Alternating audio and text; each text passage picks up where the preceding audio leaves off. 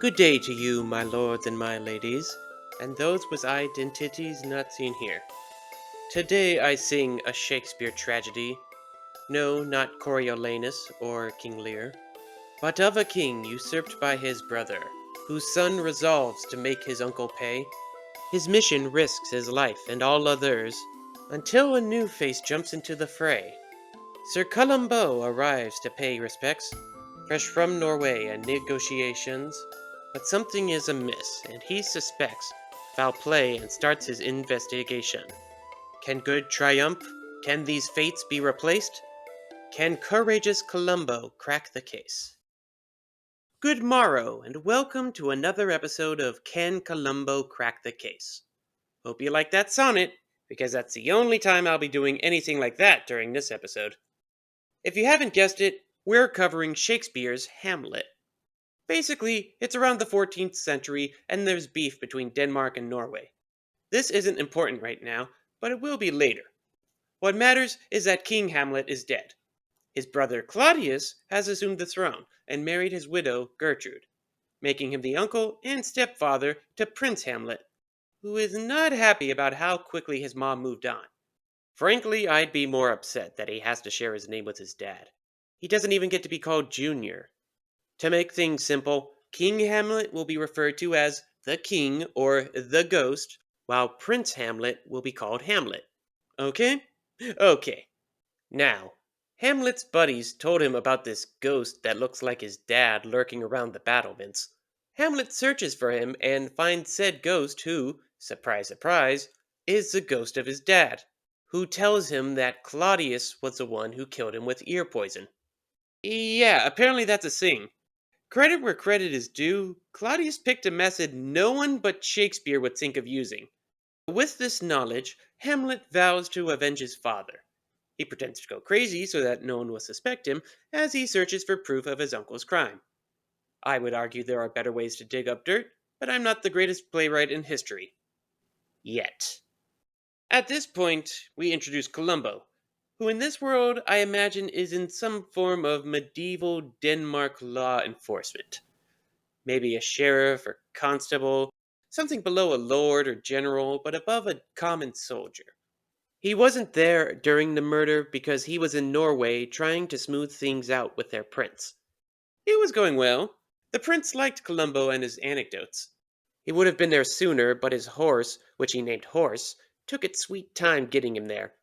Plus, there were other murders he had to solve along the way, but those are cases for another day. My point is, Columbo will be arriving around the time that Hamlet encounters the ghost. Somewhere between Act 1, Scene 3 and Act 2, Scene 1. About 2 months after the king was killed.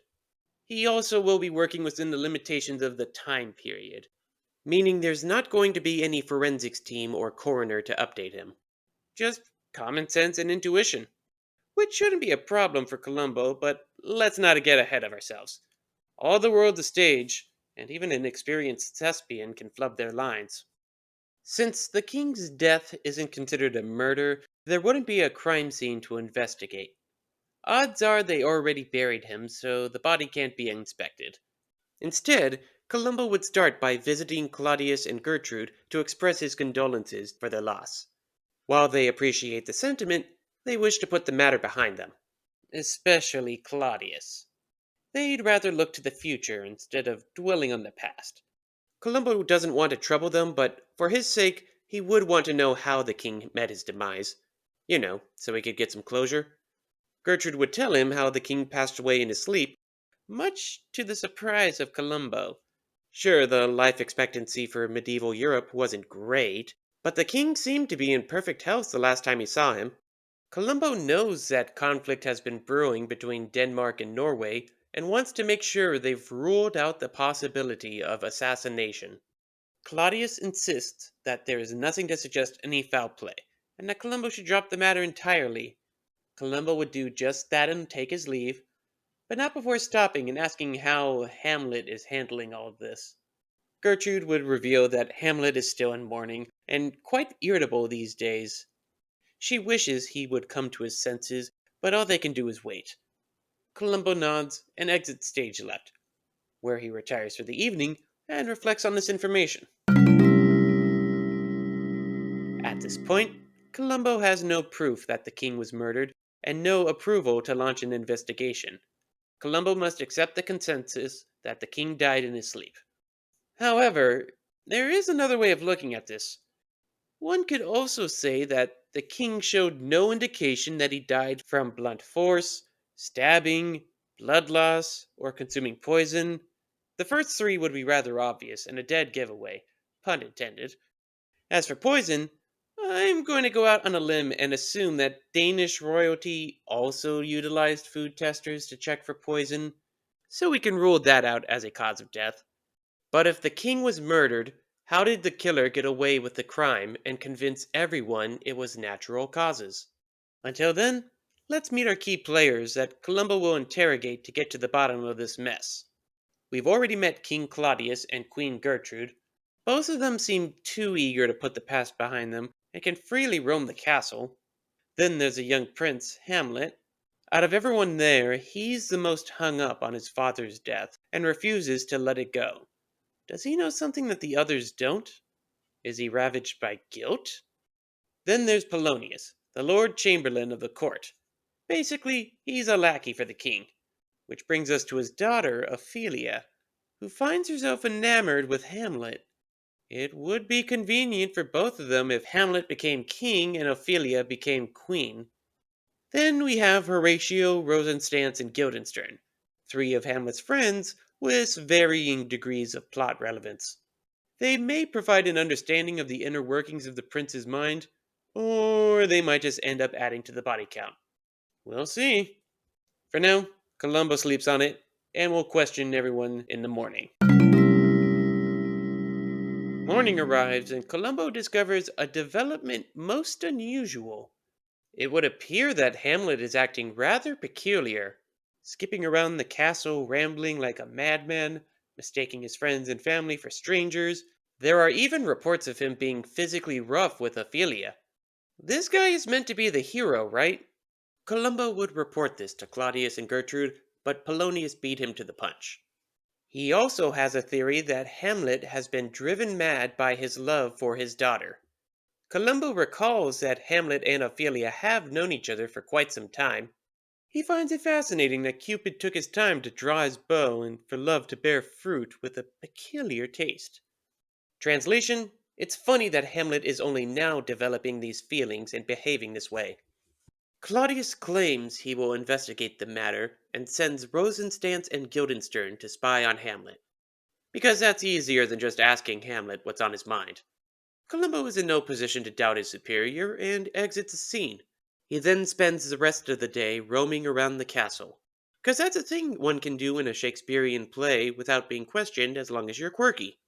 If anyone did question him, they'd learn that Columbo is looking for any means for an assassin to sneak into the castle and kill the king. During his inspection, he'd come across Hamlet and Polonius. The prince mistakes him for a fishmonger and engages Polonius in a discussion rife with double entendre. Mostly jabs at Polonius's character and morbid accusations posited about the futility of life. Columbo wouldn't want to interrupt, but he'd get a taste of Hamlet's madness. His search would take him up to the battlements of the castle as the sun sets on the horizon. He'd greet the guards on duty and stop to rest and make some small talk. Columbo remembers when he started out on lookout duty. Lots of long nights with nothing to show for it. He supposes that's for the best, since that means all is well in the kingdom. One guard agrees with him and hopes there won't be any more surprises. Columbo wonders what he means by any more. There's a moment's hesitation, but the guards deny anything happening. They were referring to how surprised they were to hear the king died. Columbo lets that slide, and decides it's time to get going. He appreciates their company, and once again wishes them an uneventful night. Sorry to disappoint you all, but we didn't learn much from Columbo's inspection of the castle. There's no indication that it has any weaknesses an assassin could exploit. At least, not in the original play. So Columbo can't claim that a killer snuck in and killed the king. Not unless they were allowed inside, or were already within the castle. The night watchmen seem to be hiding something, but what? If they saw something, Why not report it? Or maybe they did, but someone has ordered their silence? Columbo can't make any accusations without any hard proof. Plus, he still hasn't figured out how someone could have killed the king without leaving any injuries. There's also Hamlet. His sudden case of madness seemingly came out of nowhere. Has love truly taken hold of his mind? Or could it be guilt? Again, we have no evidence to go off of. Sorry, folks, but we may have to consider this another loss for Columbo. He's got nothing to work with. It's unfortunate, but that's just how it is. At least Columbo won't miss tomorrow's play. Apparently, a theater troupe arrived and intend to perform for the royal court. Columbo heard they were putting on The Murder of Gonzago.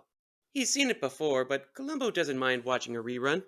With his schedule open, he'd attended the performance, and wouldn't you know it, just about every other key player is there too. Claudius, Gertrude, Hamlet, Ophelia, etc. Actually, etc. does sound like a Shakespeare character, now that I say it out loud. This is the point where I would summarize what becomes of Columbo and the rest of the cast, except something is off about this play's production. Looks like revisions were made. Why can't they just leave the classics alone?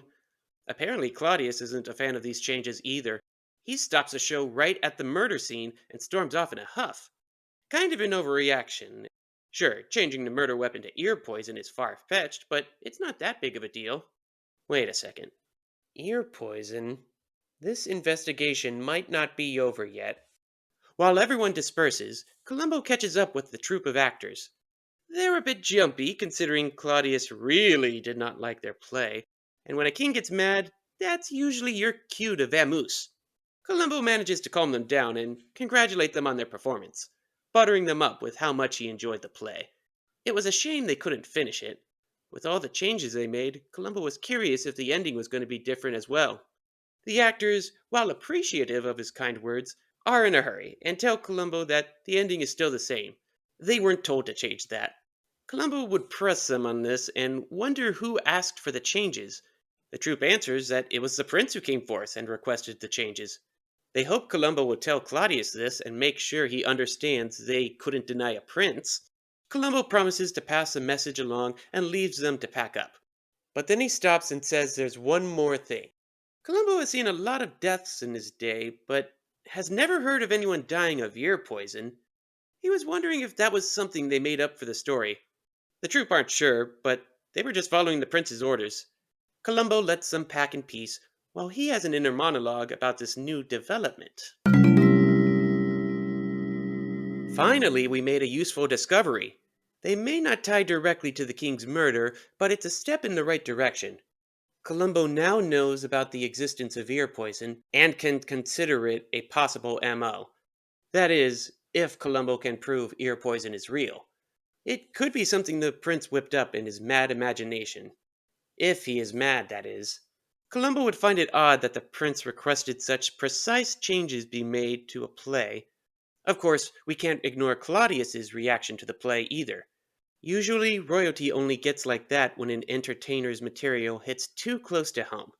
The play was about a death of a king, so maybe Claudius isn't over his brother's death. It is incriminating, but it's not viable as evidence in a court of law. It's strange that Gertrude and Hamlet didn't have similar reactions. Perhaps Columbo should have a word with them before. Uh-oh. That's not good. While Columbo was questioning the actors, there's been a development in the story, and another body added to the kill count, which we have now. The good news is there's no need for an investigation. The bad news is that Hamlet is the killer. Now, in the original play, the murder doesn't become public knowledge until the day after, so Columbo won't find out right away. By the next day, there's a lot of he said, she said, and Columbo manages to piece together what happened. Hamlet confronted Gertrude in her chambers after the play, while Polonius spied from behind the arras, which I guess is a type of tapestry. Who knew? Hamlet discovered they were being watched and ran his sword through the arras, mistaking Polonius for another. Claudius doesn't intend on punishing Hamlet, but the prince will be shipped back to England to continue his studies, leaving no time for Columbo to interrogate the prince.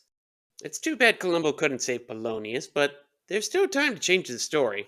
While everyone else is looking for Polonius's corpse, Columbo investigates his new lead and visits the local apothecary, where he learns more about ear poison, and his visit proves to be a helpful one. When Columbo returns, Claudius assumes he has news on the whereabouts of Polonius's body. Hamlet did a bang-up job hiding the corpse.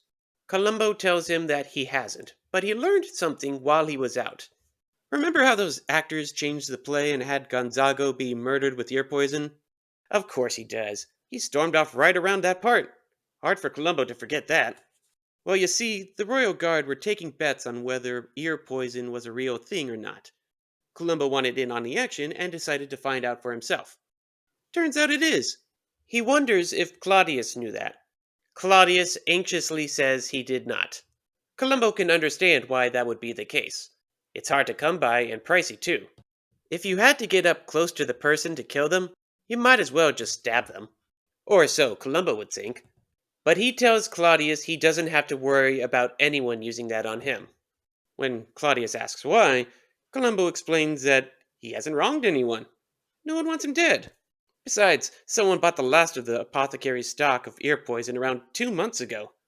The owner didn't get a good look at who bought it, but they're probably long gone, and there's no way they could reach him in the safety of his castle.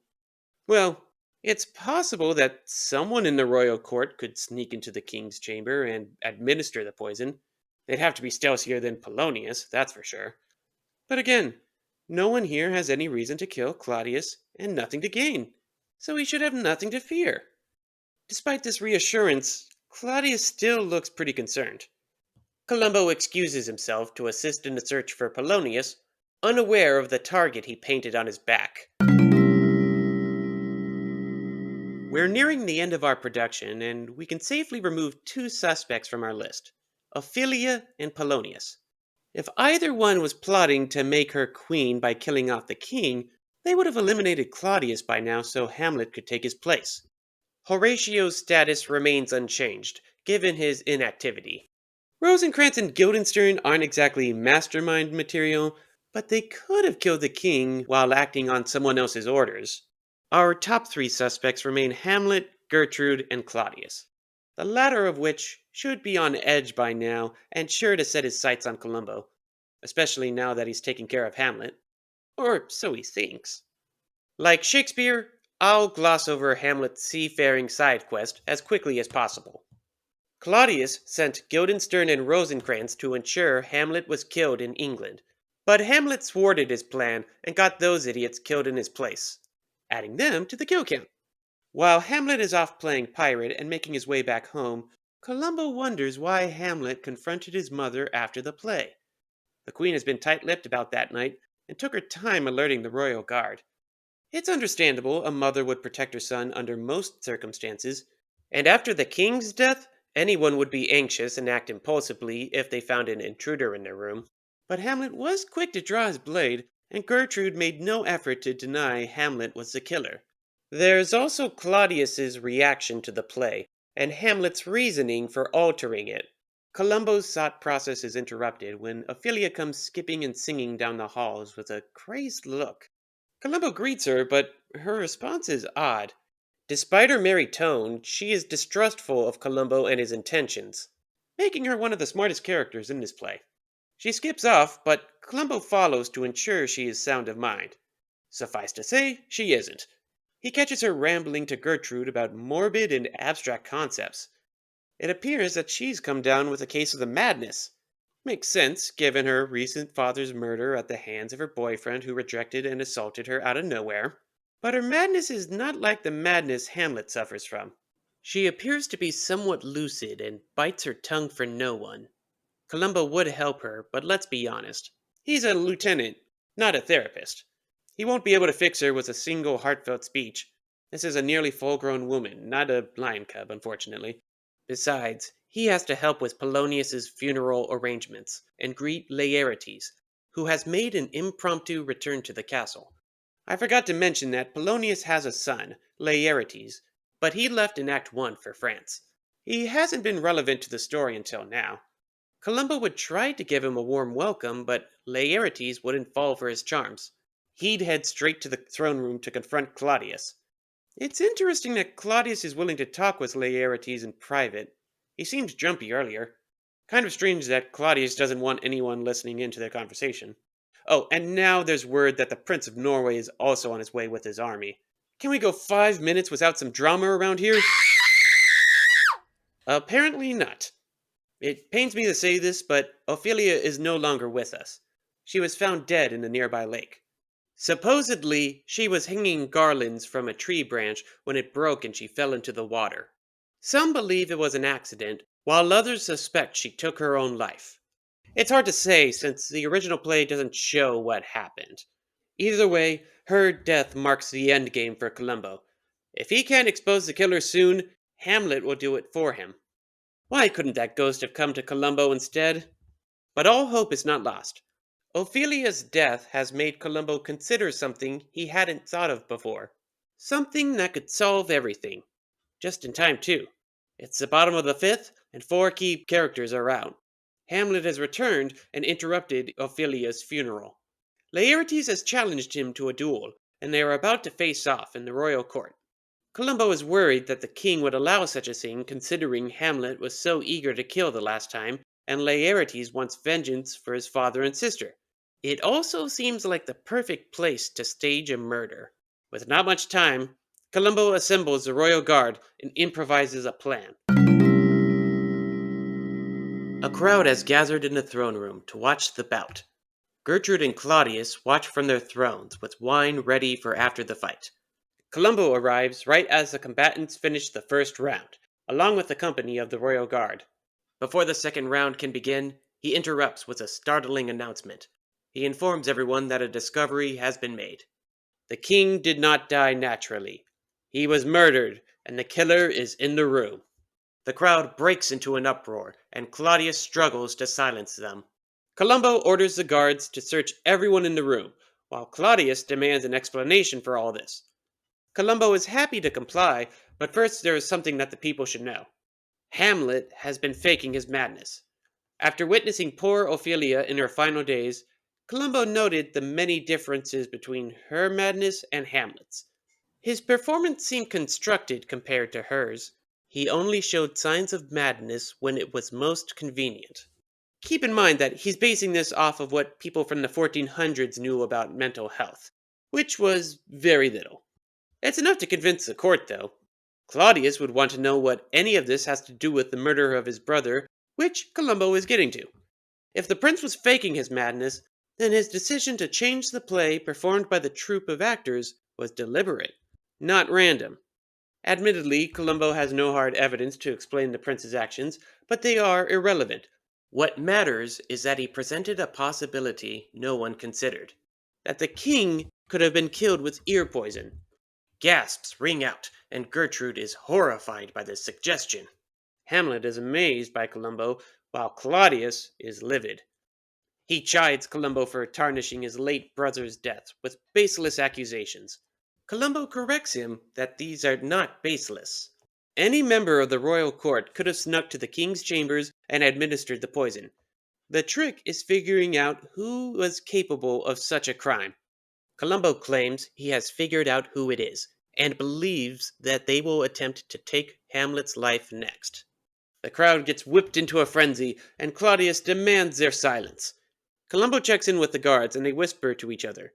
Once the crowd has settled down, Claudius expects proof from Columbo before he delivers his punishment for wasting their time and making false accusations. Columbo postulates that it matters not what one's craft is. If they found a method that works for them, they stick with it. If a hunter fires true with a bow, why switch to an axe or a sword? If a general wins battle after battle with the same tactics, why change their plans? And if a killer gets away with one murder using poison, why not do it again? The reason the guards have been searching everyone is because Columbo suspects one of them has concealed a vial of poison on their person. Claudius will not stand for this, and is about to sentence Columbo to the dungeon, but Laertes challenges Columbo to show them this poison. Alas, Columbo has nothing to show for it. Nearly everyone has been searched, but no vial has turned up. Everyone but the royal family has been searched, but he will not submit them to one. He suspects he knows where the poison has been placed. He demands Laertes and Hamlet surrender their pieces. He suspects the blades are laced with poison. This can be proved by testing the blade on an animal like a pig or a sheep. If the beast dies with the nick of a blade, then his suspicions are confirmed, unless anyone else is willing to volunteer. The crowd sides with Columbo, but Claudius has had enough. He refuses to let this farce go on. Gertrude, however, wants to perform the test. She wants to put her late husband's death behind her and remove all doubt around it. Columbo already planned for this and arranged for the chef to bring in a pig meant for supper. To have livestock brought in is outlandish, but tolerated. Everyone watches as 2 cuts are applied to the pig, one from each blade. Seconds pass and no one utters a word, waiting to see if Columbo is right. The pig squeals and collapses. Seconds later, it breathes its last. One of the blades has been poisoned. Panic sets in, and the guards have to do everything in their power to keep the crowd under control. Claudius is unnerved but keeps his cool. He orders Laertes to be restrained and intends to interrogate him personally. The guards confront Laertes, and he shouts out, "Treachery! The king has betrayed him!" He confesses that Claudius conspired with him to kill Hamlet, but Claudius denies this, claiming these are the lies of the guilty and desperate. Hamlet denies this and accuses him of killing his father. It's all out madness! But then, trumpet sound. Fortinbras and his army have arrived. Did I forget to mention he was in this too? Fortinbras is the Prince of Norway and was on his way to Poland for a pointless war. He needs to cross through Denmark first, and he had a run-in with Hamlet earlier, but I digress. His arrival captures everyone's attention, and he demands to know what is going on. It's during this that Gertrude looks to the chalice full of wine Claudius poured for Hamlet. Because Columbo was late, he didn't see Claudius prepare a toast and drop a pearl into it. Not a literal pearl, but like a small white thing that dissolved in it. Gertrude hasn't suspected foul play up to this point, but now that she has, she requests that Claudius take a drink. He's surprised by this and nervously denies her, but Gertrude insists. No one but he has handled it. If it is safe to drink, then partake. All eyes fall on him as he is handed the chalice. Claudius hesitates, but brings it to his lips. His eyes dart to everyone present, and then the moment of truth. Claudius admits defeat. With his guilt apparent, Columbo has the royal guard seize him and escort him and Laertes to the dungeon. Gertrude takes the chalice and sees him off with a toast to her late husband. It was a close one, but Columbo came out on top. I'm not going to lie. There were several situations where Columbo could have lost. Claudius is the top authority in the land, and without hard evidence, could dismiss any claims against him. While Columbo could figure out that Hamlet faked his initial madness, proving that he was visited by the ghost of his dead father, and then verifying his testimony would be a stretch. But that wasn't his goal. His goal was to figure out how the king was murdered, who could have done it, and prove it without any room for doubt. And he did just that. Granted, he needed help from Gertrude, but it's not the first time he's needed some help from an outside party. Plus, after the guilt trip her son put her through, she would be looking for a way to absolve herself for remarrying so soon. That's not to say Columbo didn't have anything up his puffy sleeve, for you see, his test was but a ruse. As stated not long ago, Columbo suspected there would be treachery, and ordered a pig be brought in to test the blades to see if they were poisoned. What Columbo neglected to mention was that he had the pig poisoned beforehand. The pig would have died regardless, but it forced Hamlet and Laertes into the spotlight and revealed how they handle under pressure. As we saw, Laertes came clean and revealed that Claudius and him conspired to kill Hamlet, just like he did in the original text when he was fatally stabbed. Which leaves us with our epilogue. Thanks to Columbo, the deaths of Hamlet, Laertes, Gertrude, and Claudius have been circumvented. What happens next is up to speculation. You're welcome to come up with your own ideas of what happened, but here's what I believe. Assuming Claudius isn't executed, he'll likely spend the rest of his life in a dungeon. Gertrude will have a lot of self-reflecting to do and work repairing her relationship with her son. Laertes would probably be forgiven by Hamlet and vice versa. Maybe he'll end up taking up his father's place in the royal court. Fortinbras won't end up crowned as the new king of Denmark, but since he and Hamlet are on good terms, I foresee an alliance between their kingdoms. Horatio has the honor of telling this confounding story to the befuddled masses, and Hamlet will become the new king. Of course, he'll have to come to terms with the many deaths he indirectly and directly caused. Finally, we have noble Columbo. It's back to work with him as an emissary for the kingdom. He was last seen heading off to some distant land. Some folks say he was heading to Scotland. Others say he went to Italy. What everyone can agree on is one thing: Columbo has cracked the case.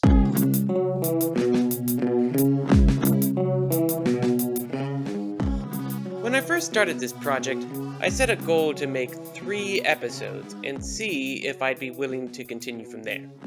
Making this podcast has been fun, but it's also been a lot of work. I have an idea for one more episode, but after that, I'm not sure what comes next. Maybe I'll bring more people on, maybe I'll call it here, I'm not sure. Until then, I'd like to thank Nikota Chin for this episode's artwork, and to thank you all for tuning in. What did you think of this case? Do you agree or disagree with this outcome? Do you have any suggestions for future cases? Leave your comments down below. Oh, and one more thing. You folks have a nice night.